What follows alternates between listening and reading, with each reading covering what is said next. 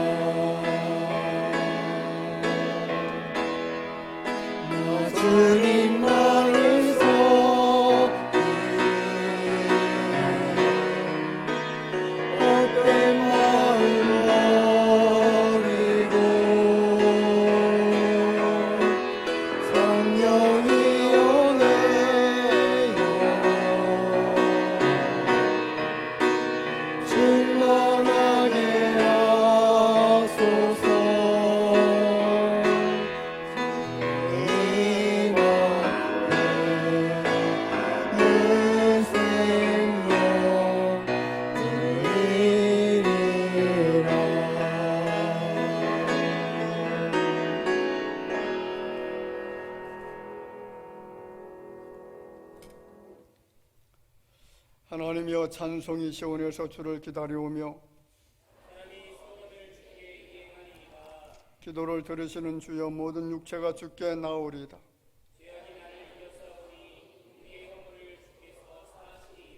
주께서 택하시고 가까이 오게 하사 우리가 주의 집 곧 주의 성전의 아름다움으로 만족하리이다. 하나님의 강에 물이 가득하게 하시고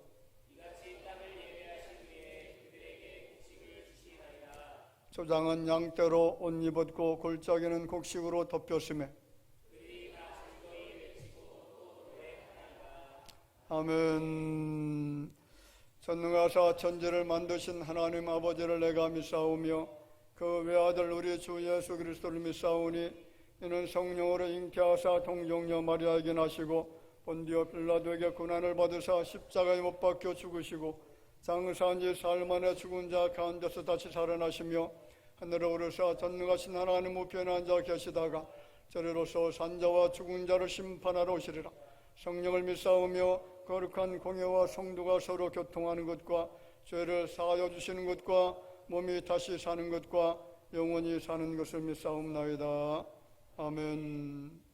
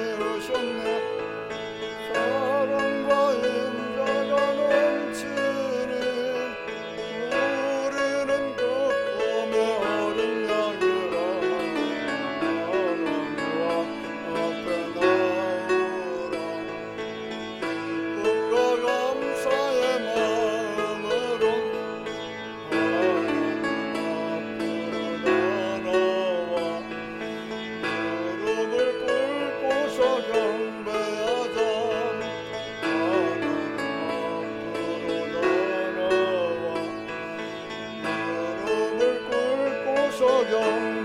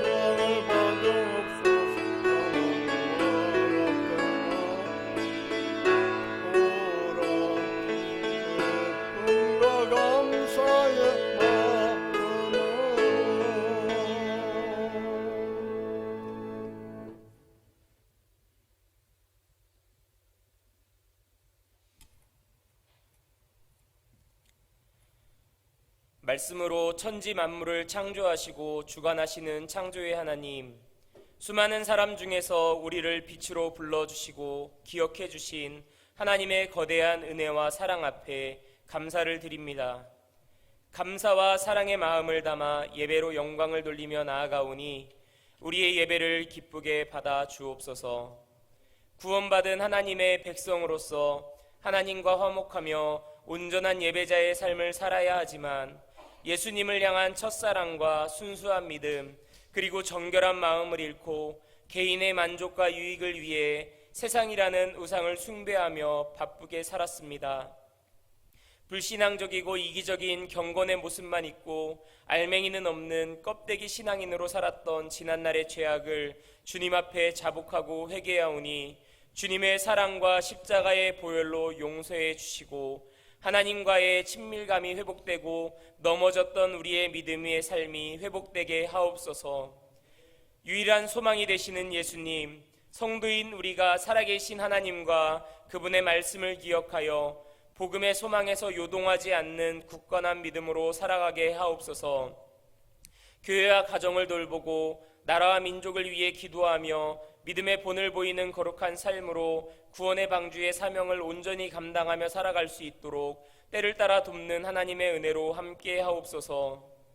세워주신 당회장 목사님을 능력의 손으로 붙들어 주시고 하나님께서 함께 하셔서 부어주시는 넘치는 은혜와 능력으로 이 땅과 교회를 향한 하나님의 뜻을 이루어갈 수 있는 귀한 목회 사역을 온전히 감당할 수 있도록 인도하옵소서. 함께 사역하시는 교역자님과 직분자들 그리고 보이지 않는 곳에서 헌신과 봉사로 섬기는 일꾼들에게도 충만한 은혜로 함께 하셔서 하나님의 나라와 몸된 교회를 위해 맡은 바 더욱 충성하며 기쁨으로 섬길 수 있도록 인도해 주옵소서. 외지에서 하나님을 향한 사랑과 믿음으로 영혼 구원을 위해 기도하며 선교 사역을 감당하시는 김재성 원로 목사님과 손요한 선교사님, 에바브러 선교사님의 사역 가운데도 늘 함께하옵소서. 8월 28일부터 9월 16일까지 진행되는 필리핀과 태국 사역자 세미나 가운데 함께해 주시고 계획 중인 단기 선교 답사를 위해 출국하시는 이용선 목사님과 김성한 장로님의 여정 가운데 함께하옵소서. 하나님, 특별히 슬픈 마음이 있는 자와 몸과 영혼이 병든 연약한 자들을 위해 기도합니다. 구원이 되시는 예수의 이름을 부르게 하시고 그 이름을 부를 때에 능력이 되시는 예수 이름으로 그 문제가 해결이 되고 개인과 교회와 공동체가 주님의 영광을 보게 하옵소서. 이 시간 당회장 목사님을 통해 선포될 하나님의 말씀을 들을 때 우리의 삶을 돌아보고 악한 길에서 돌이켜 주님께 겸손히 기도하게 하옵소서. 하나님의 뜻을 발견하고 하나님의 약속의 말씀이 능력이 되게 하시고 믿음을 따라 살아가는 심판날에 구원받을 자의 삶이 되게 하옵소서. 우리의 연약함을 도우시는 보혜사 성령님, 모든 예배의 순서 가운데 함께 하셔서 우리가 드리는 예배가 하나님께서 받으시는 향기로운 제사가 될 수 있도록 인도해 주옵소서. 이 모든 기도 우리의 구원자 되시는 살아계신 예수 그리스도의 이름으로 기도합니다. 아멘.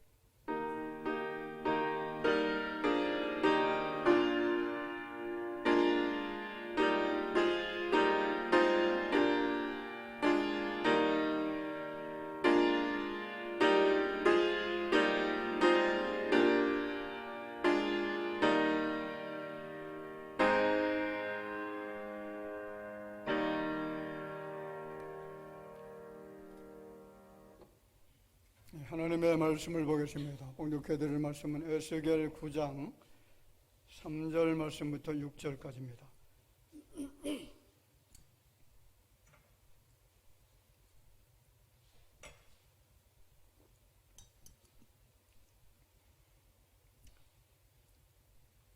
다 같이 봉독하도록 하겠습니다.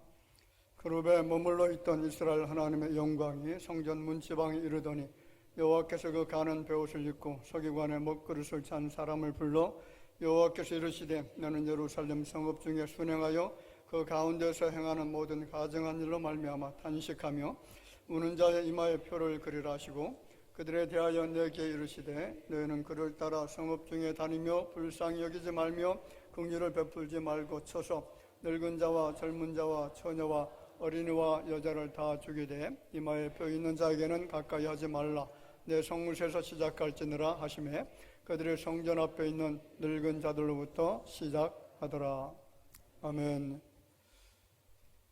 심판날에 구원받을 자라고 하는 제목으로 같이 은혜되는 시간이 되기를 바랍니다. 이 심판이라고 하는 말은 듣기에 좀 두려운 단어가 아닌가 생각을 합니다. 시편 96편 13절 말씀에 보면 그가 임하시되 땅을 심판하러 임하실 것이며라. 그가 의로 세계를 심판하시며 그의 진실하심으로 백성을 심판하시리로다. 그가 심판하신다는 것은 심판자 되신 예수님께서 심판하신다는 것이고요. 이 심판이라고 하는 말이 한 구절 속에 3번 반복되어 있습니다. 그 심판이 반드시 임한다는 겁니다. 자, 심판을 사회적 용어로는 재판이라 그렇게 말하고 영어 성경에서는 저지라고 하는 단어를 사용합니다. 사실 심판이라고 하는 말은 어감이 좋은 느낌을 주지는 않습니다. 오히려 사람들에게 있어서 두려움을 주지 않습니까? 왜냐하면 죄인된 자가 판결을 받는 것이고요. 저의 경중에 따라서 형이 결정되는 것이 심판이기 때문에 그렇습니다. 자, 세상 법정에서도 심판을 받는다는 것은 굉장히 두려운 일입니다. 그런데 더 두려운 것은 역사의 마지막에 임하는 심판입니다. 세상 법정은 형벌을 받고 풀려날 수 있는 기회가 있습니다. 그런데 역사의 종국에 집행되는 심판은 절대로 기회가 주어지지 않습니다. 단 한 번으로 결정되는 영원한 심판입니다. 여러분 축구 경기나 배드민턴 경기라든가 이런 경기를 보면 그 심판이 어떤 결정을 내리지 않습니까? 그런데 그 결정이 잘못됐다라고 항의를 하거나 또 그 카메라를 통해서 다시 확인해 보고 싶다라고 하면 그것이 번복이 될 수가 있죠. 그런데 마지막 종국에 예수님이 심판하실 때는 그 심판이 절대로 번복되는 일이 없다는 겁니다. 자, 그래서 심판 때는 두 종류로 나누어지는데 심판과 형벌이 있고요. 또 한 가지는 심판과 구원이 있습니다. 심판날에 영원한 형벌을 받을 자가 있고 심판 때에 구원받을 자가 있다는 겁니다. 자, 오늘 여러분들은 어떤 사람들입니까? 형벌 받을 자입니까? 아니면 구원받을 자입니까? 할렐루야. 여러분들은 구원받는 자리에 초청된 하나님의 거룩한 백성이 된 것을 믿으시기를 주의 이름으로 축원을 드립니다. 오늘 본문은 에스겔 선지자가 경험한 환상에 대한 이야기입니다.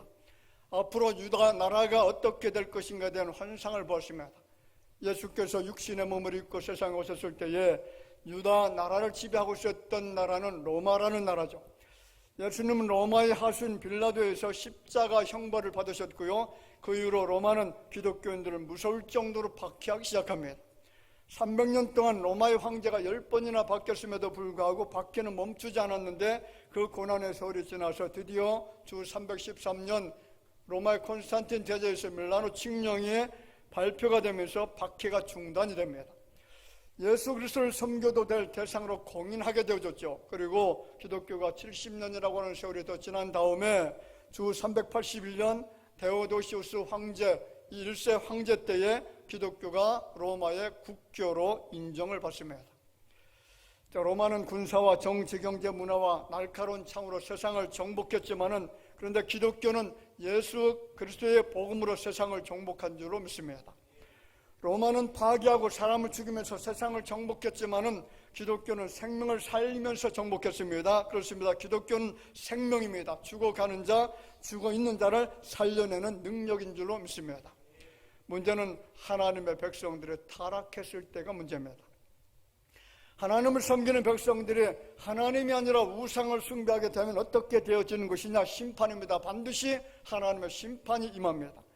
이스라엘 역사를 보면 언약 백성들 하나님만을 온전히 섬기고로 약속된 그 백성들이 가나안 종기에 빠져서 우상을 숭배했을 때에 많은 선지자들의 경고에도 불구하고 이방 종교에 빠져버렸을 때 어떤 일이 발생했느냐? 준엄한 하나님의 심판이 한 번도 빠지지 않고 임했다는 사실이죠. 우상 숭배에 빠졌던 북이스라엘은 아수르를 완전히 망해버렸습니다. 남유다 백성들도 우상 숭배에 빠졌을 때 바벨론에서 멸망당했습니다. 그리고 언약 백성들은 지금까지 온 세계 흩어져 살게 되는 유랑 민족, 거짓 민족, 떠도는 민족이 돼서 고통을 당하고 있습니다. 그렇습니다. 언약 백성들은 반드시 여호와 하나님을 섬기는 자리에서 떠나면 결국 준엄한 심판의 자리에 떨어지게 되어진다는 것이고, 이것이 오늘 본문이 우리에게 주는 교훈입니다. 에스겔 14장 23절 말씀 한번 읽어볼까요? 에스겔 14장 23절 말씀 시작.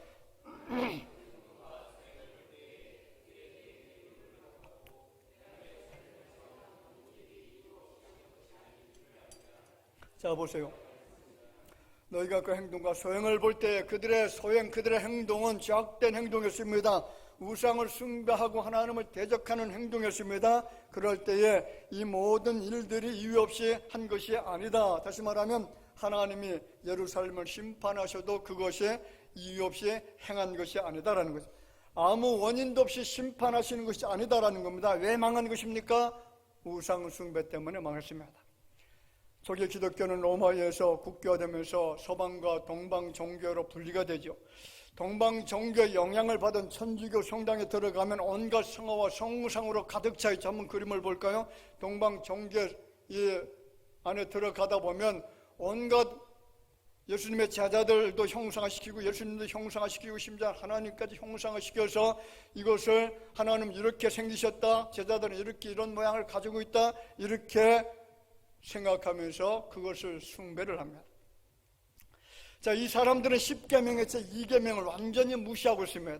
여러분 출애굽기 10장 4절 5절 이하의 말씀에 보면 10계명의 두 번째 계명이 나타나죠. 뭡니까? 너를 위하여 새긴 우상을 만들지 말고 또 위로 하늘에 있는 것이나 아래로 땅 아래에 있는 것이나 땅 아래 물속에 있는 것이 어떤 형상도 만들지 말며 그것들에게 절하지 말며 그것들을 섬기지 말라. 이것이 10계명의 제 두 번째 계명입니다. 그런데 이 동방종교 천주교까지도 이 10계명의 두 번째 계명을 완전히 무시하기 시작하고요. 그래서 우상 숭배에 완전히 빠져버렸습니다. 하나님은 사람과 같은 분이 아니시기 때문에 형상화될 수가 없습니다. 하나님을 사람의 모양처럼 형상해서는 안 됩니다. 이렇게 기독교가 변질되고 미신화되다 보니까 하나님께서 오래 참으시고 또 참으시다가 어떻게 하셨죠? 동방종교, 서방종교 다 이슬람에게 잡혀 먹히도록 그래서 그 종교들이 완전히 멸절당하는 자리에 빠지게 되었다는 거죠. 자, 에스겔 9장 말씀을 보면 하나님의 무서운 심판의 장면이 나타납니다. 6절에 보면 하나님께서 천사를 통해서 무자비하게 예루살렘의 어른부터 어른 아이들까지 완전히 죽여버려라 그렇게 명령을 내리시죠. 자, 9장 1절에 이렇게 말하죠. 또 그가 큰 소리로 내 귀에 외쳐 이르시되 이 성읍을 관할하는 자들의 각기 죽이는 무기를 손에 들고 나오게 하라 하시더라. 자, 이 성읍을 관할하는 자들은 하나님께서 파송한 천사들입니다. 그 천사가 무엇을 가지고 있다고요? 죽이는 무기를 가지고 있다라고 하죠. 자, 2절을 보겠습니다. 내가 보니 6사람이 북향한 윗문 길로부터 오는데 각 사람의 손에 죽이는 무기를 잡았고 자, 왜 심판하라고 하시는 것입니까? 왜 죽이라고 하시는 것일까요? 에스겔 8장에 그 원인이 나타납니다.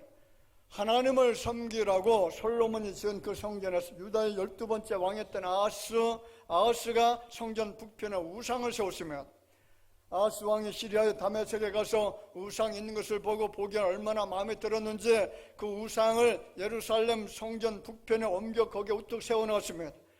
또 이스라엘 장로들은 성전에 담구멍을 뚫어 밀실을 만들고 밀실 사면에 우상 그림을 그려놓고 거기에 향을 품으면서 숭배를 합니다. 그 내용이 8장 10절에 나타나죠.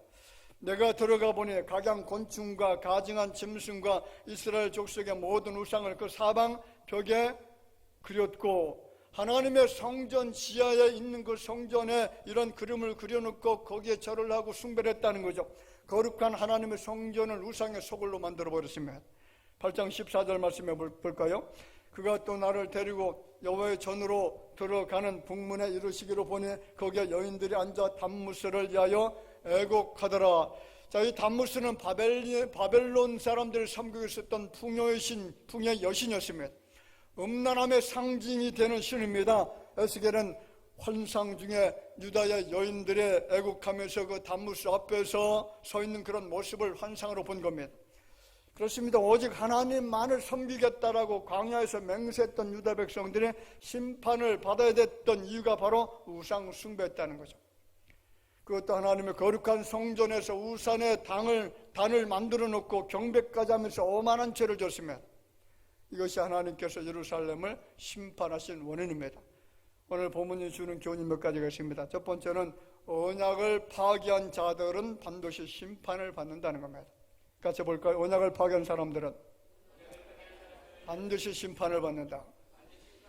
자, 오늘 본문 1절, 2절 말씀을 보면 심판하는 6명의 천사가 등장합니다. 읽어보겠습니다. 또 그가 큰 소리로 내 귀에 외쳐 이르시되 이 성읍을 관할하는 자들이 각기 죽이는 무기를 손에 들고 나오게 하라 하시더라. 내가 보니 6사람이 북향한 윗문 길로부터 오는데 각 사람의 손에 무엇을 잡았고 죽이는 무기를 잡았고, 여기 6사람은 6천사를 말합니다.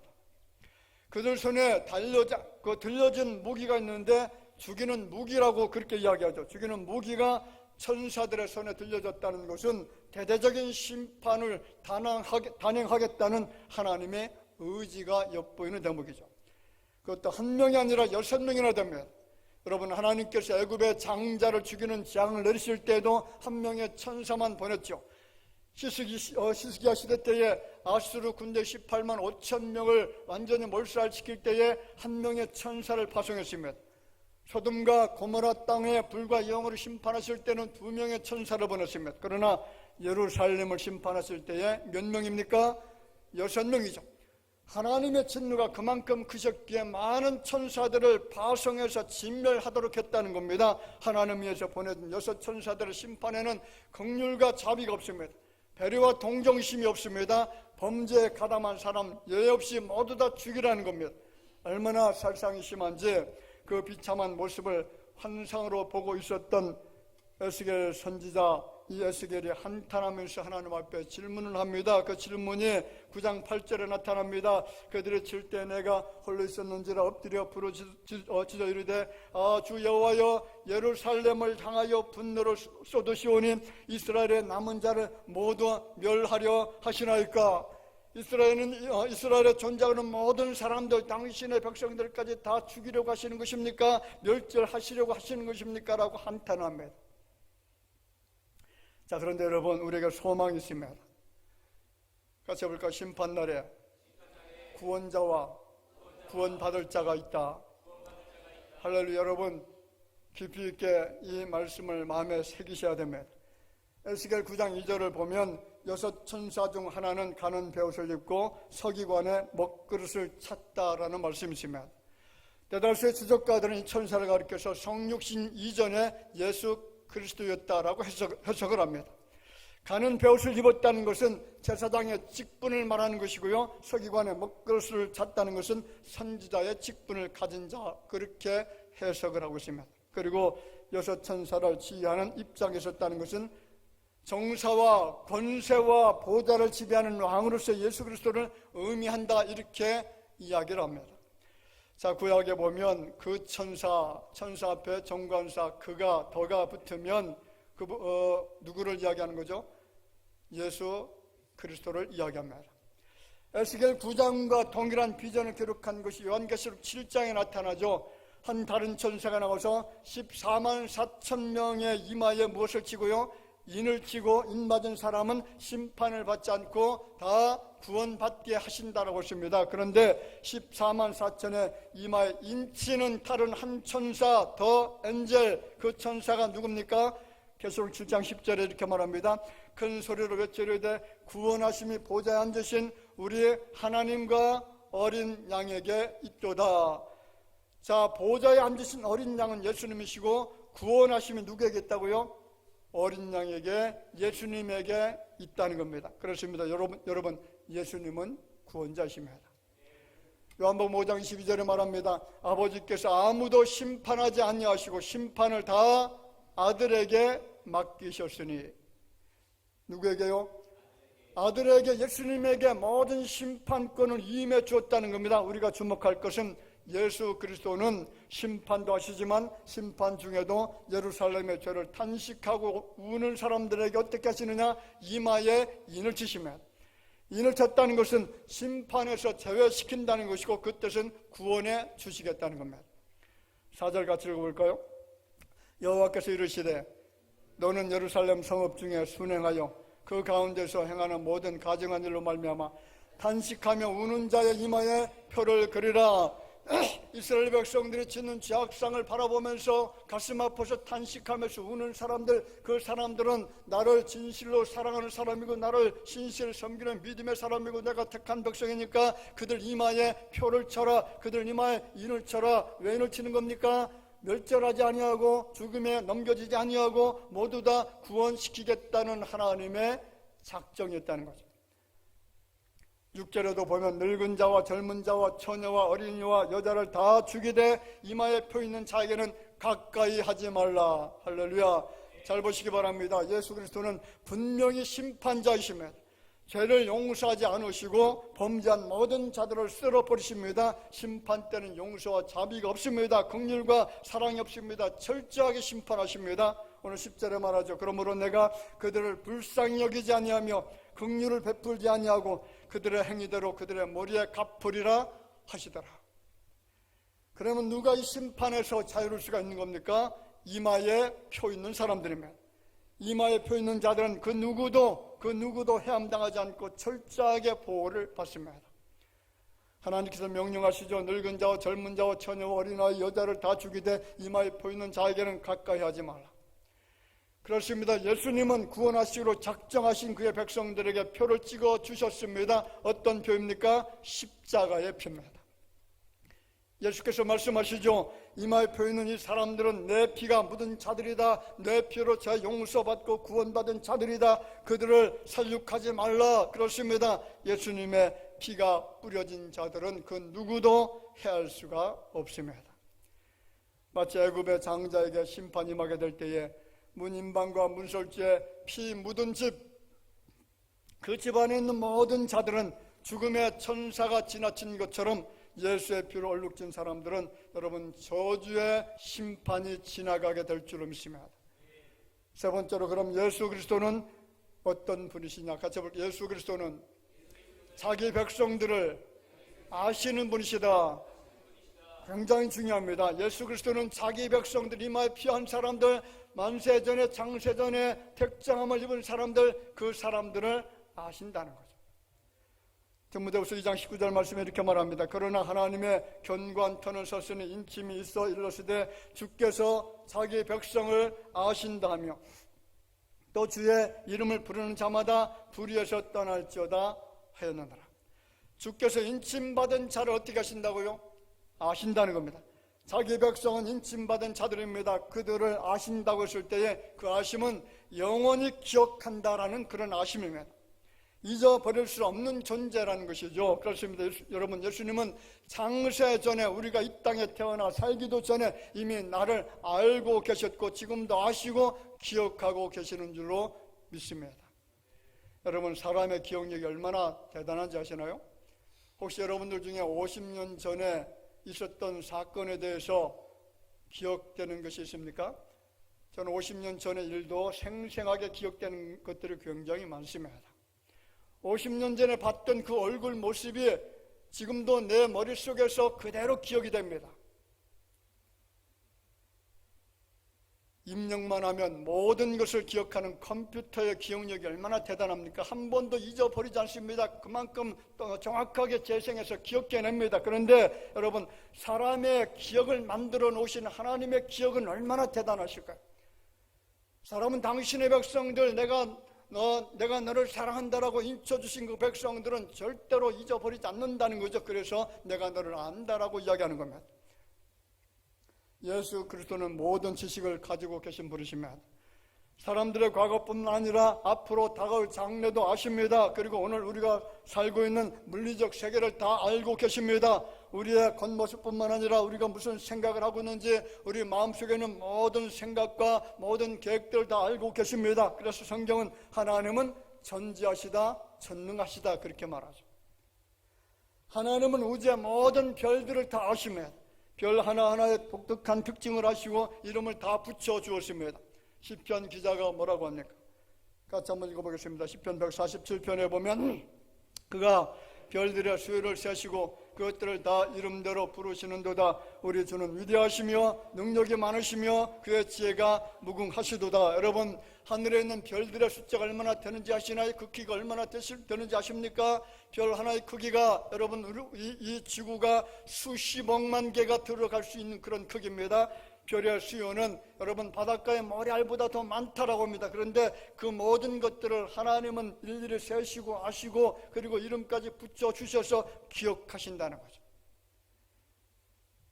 그래서 그 하나님의 이름을 향해서 광대하신 하나님이다라고 이야기를 합니다. 보다 더 중요한 것은 하나님은 누구를 아신다고요? 같이 해봅시다. 하나님은 나를 아신다. 가장 중요한 것이죠. 모든 것을 아시지만 하나님은 나라고 하는 존재를 아신다는 겁니다. 하나님은 여러분 한 분 한 분의 이름을 알고 계시면 마음의 생각을 아십니다. 믿음과 성실하심을 아십니다. 헌신을 아십니다. 우리의 중심과 정성을 다 바라보고 그래서 내가 가는 길을 아시면 욥기 28장 13절에 보면 하나님이 그 길을 아시며 있는 것을 아시나니 이는 그가 땅끝까지 감찰하시며 온 천하를 어떻게 하신다고요? 살피시며 또한 하나님은 물리적인 모든 세계를 아시며 하늘 위와 땅과 바다와 모든 생명체를 다 아시며 뿐만 아니라 하나님은 여러분 영적 세계를 아시고 계시는 분이시며 시편 33편 12절에 이렇게 말합니다. 여호와를 자기 하나님으로 삼은 나라 곧 하나님의 기업으로 선택된 백성은 복이 있도다. 여호와께서 하늘에서 굽어보사 모든 인생을 살피시며 곧 그가 거하시는 곳에서 세상의 모든 거민들을 굽어 살피시는도다. 그는 그들 모두의 마음을 지으시며 그들이 하는 일을 굽어 살피시는 이로다. 여러분, 하나님은 마음을 지으셨고 우리의 영을 지으셨고 그 마음도 아시고 우리의 영혼을 아시는 분이신 줄로 믿습니다. 이 모든 것을 아시는 하나님께서 구원받은 성도들 창세 전에 내 백성이라고 인쳐주신 그 백성들을 왜 모르시겠느냐는 거죠. 그렇습니다. 하나님은 창세 전에 구원하시기로 작정된 자들을 아시고 그들을 멸망해서 죽음의 자리에서 구원해 주실 줄로 믿습니다. 그렇습니다. 이 세상이 아무리 우상 숭배와 타락과 부패가 심해도 하나님은 자기 백성을 바라보시고 그 믿음을 보시고 성령으로 인쳐 주셔서 죽음을 넘어가게 하십니다. 죽음에서 구원해 주실 줄로 믿습니다. 예수님은 지금도 심판과 구원의 역사를 행하고 계십니다. 여러분, 지상 천국이라고 자부하고 있었던 하와이 섬이 며칠 전에 엄청나게 탔죠. 수백 명의 사람들이 죽었습니다. 천국이라고 자부하고 있었던 천국과 같은 곳이라고 말하고 있었던 그 하와이가 지옥으로 변한 것이 여러분 우연일까요? 어마무시한 홍수와 가뭄이 전 세계적으로 일어나고 있습니다. 여러분, 이런 것들이 우연이라고 생각하십니까? 세상에 우연은 존재하지 않습니다. 이 땅에 재난이 발생하고 있다면 그것은 예수님의 심판입니다. 하나님께서 행하신 일인 줄로 믿습니다. 여러분, 예수님은 심판도 베풀지만은 구원도 행하고 계신다라고 하십니다.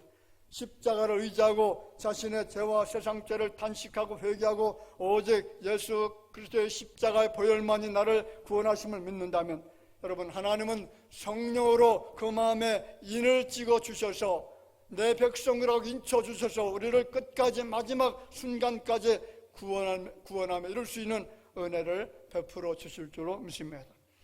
여러분, 내 안에 예수 그리스도의 십자가가 들어있는 사람, 하나님의 말씀을 믿고 순종하고 따르고 그분의 그 말씀이 얼마나 귀한 것인가를 알고 믿는 사람들은 복된 사람인 줄로 믿습니다. 불행한 것은 그리스도인의 인치심이 없는 사람은 하나님의 심판을 절대로 피해갈 수가 없다는 거죠. 여섯 천사가 살육하는 기계를 가지고 죽일 때에 어른이든 노인이든 젊은이든 절대로 피할 수가 없습니다. 여러분, 지금은 역사의 마지막을 향해 달려가고 있는 종국이라는 사실을 잊어서는 안 됩니다. 마지막 날에는 반드시 예수 그리스도에 의한 심판이 있습니다. 그때는 아무도 숨을 수가 없고 피할 수가 없습니다. 최근에 핵폭탄이 터질 것을 염려하고 우려해서 지하 깊은 벙커를 만들어 놨습니다. 수백 미터 벙커를 만들어 놓고 그 안에 모든 먹을 것들을 다 이미 저장을 해 놓습니다. 냉장고도 있다라고 합니다. 수영장까지 있다라고 합니다. 심지어는 호텔까지 그 안에 있다라고 하죠. 핵탄이 터지면 그 안에서 아무 염려 없이 살 수 있다라고 생각해서 그렇게 준비해 놓았습니다. 그런데 여러분, 마지막 날에는 모든 것이 다 드러날 것입니다. 숨을 수가 없습니다. 범죄했던 노아 시대 사람들이 어디에서 숨어 있었습니까? 숨을 수가 없습니다. 모든 사람들이 다 심판을 받았습니다. 범죄했던 소돔과 고모라 사람들이 다 드러났습니다. 심판을 받았습니다. 범죄했던 유다 나라의 심판이 맺고 그 누구도 심판을 피하지 못했습니다. 그렇다면 이 심판의 때에 누가 구원받을 수가 있느냐? 마지막 때 누가 구원받을 수가 있습니까? 만세 전에 하나님의 자녀로 택정함을 받은 사람이 구원받게 될 줄로 믿습니다.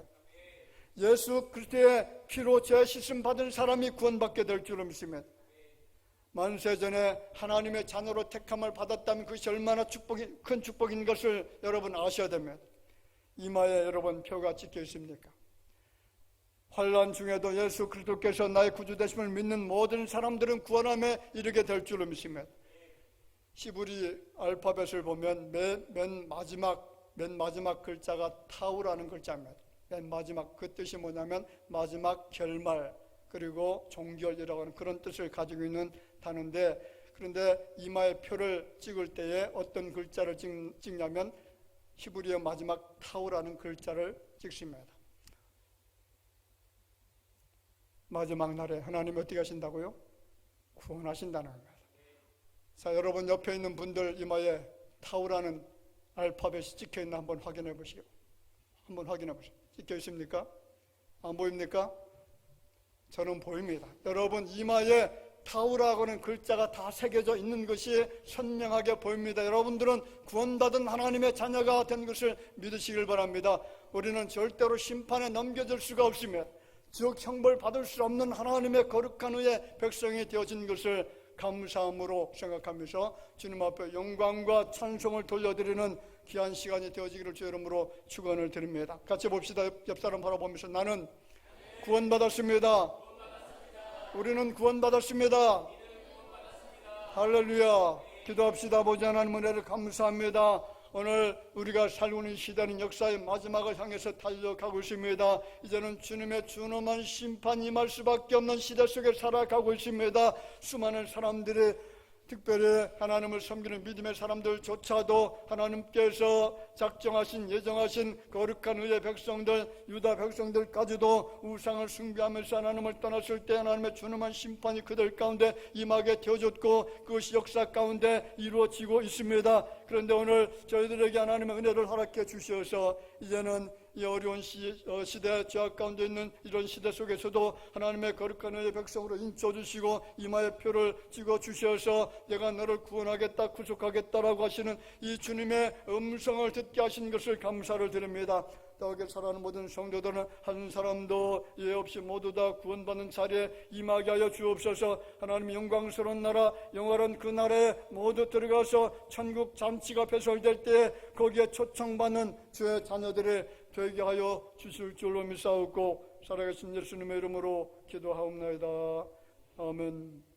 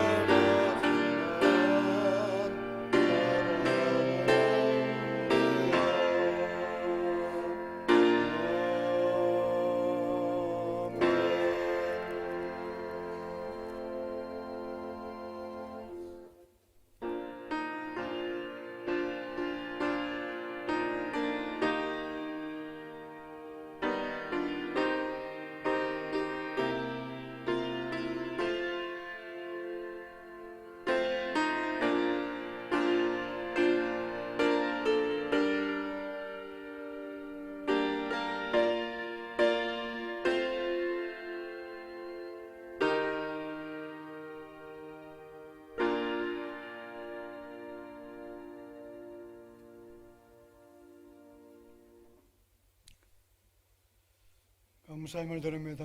환우들에게 회복의 은혜를 허락하옵소서. 이용선 목사님 드립니다.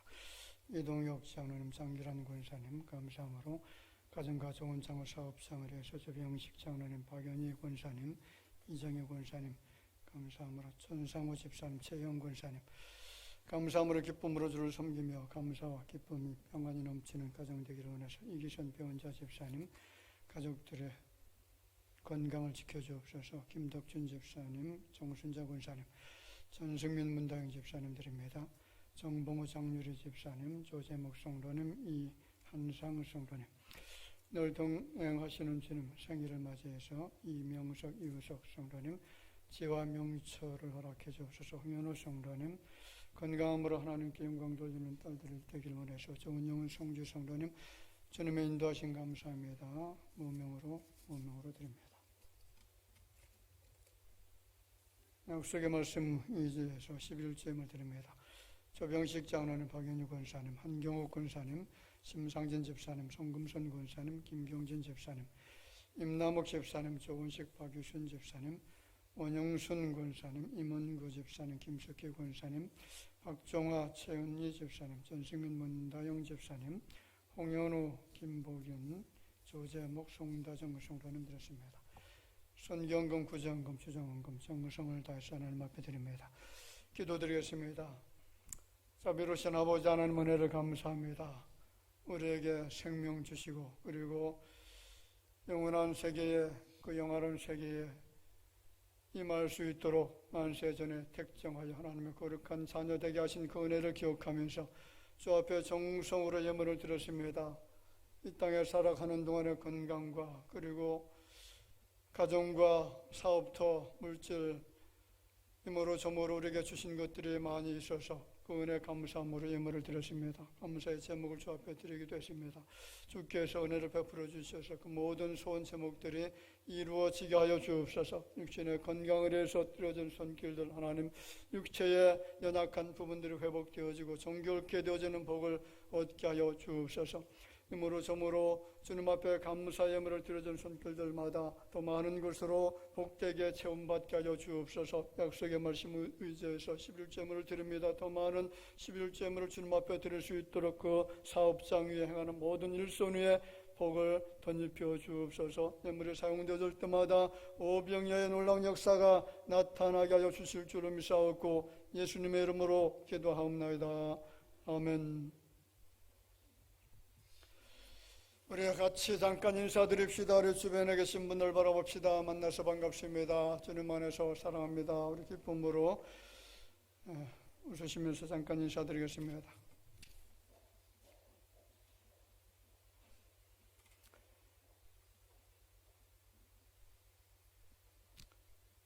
교회 소식 전해드리겠습니다. 필리핀과 태국 사역자 세미나가 내일부터 진행이 되어집니다.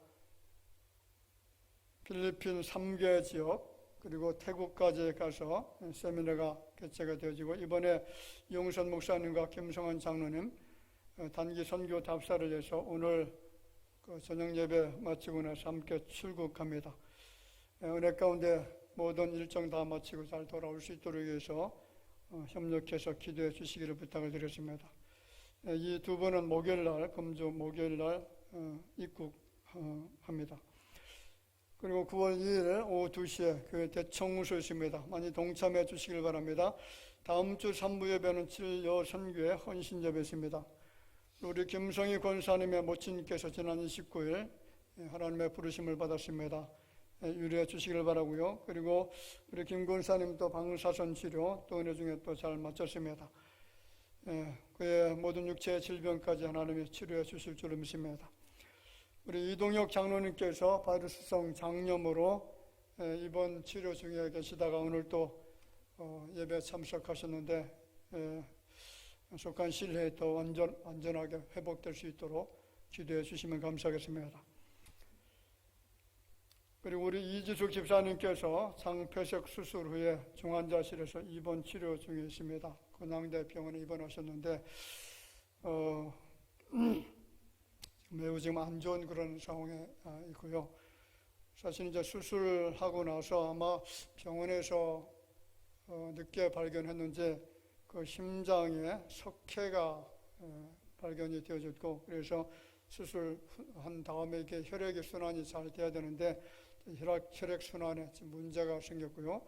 그리고 이제 폐 쪽에 물이 계속 차는데 그 물이 차면 이제 호흡이 곤란 증세가 오고요. 물을 빼게 되어지면 또 혈압이 급격하게 떨어져서 생명에 굉장히 위험한 상태에 빠진다라고 합니다. 그래서 이 병원에서도 지금 어떻게 해야 될지 굉장히 힘들어하는 상황 중에 있습니다.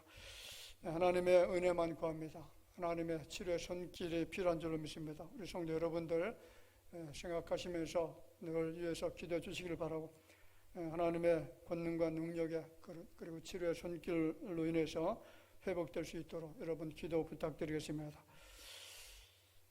금주 기간별 청원 기도 예고되어 있습니다. 9월 예배 위원도 예고되어 있는데 참고하시기를 바라고요. 특송 참고하시기 바랍니다.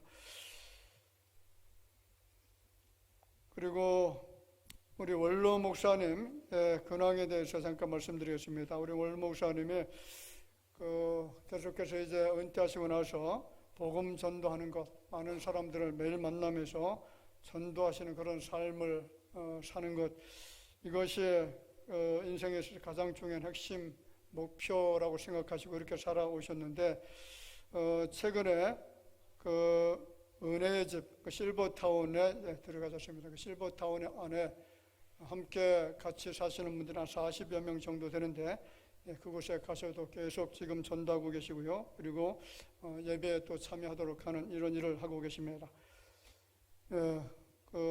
원로 목사님 건강을 위해서 또 남은 생에 하나님 원하시는 삶을 살아갈 수 있도록 위해서 기도해 주시면 감사하겠습니다. 그곳이 이제 조카 되는 분이 운영하는 장소입니다. 사촌 조카인데 굉장히 크게 운영을 하고 있고, 최선을 다해서 또 삼촌 되시는 분이죠. 우리 원로 목사님이 잘 이렇게 돌보고 계신다고 하는 그런 소식을 듣고 있습니다.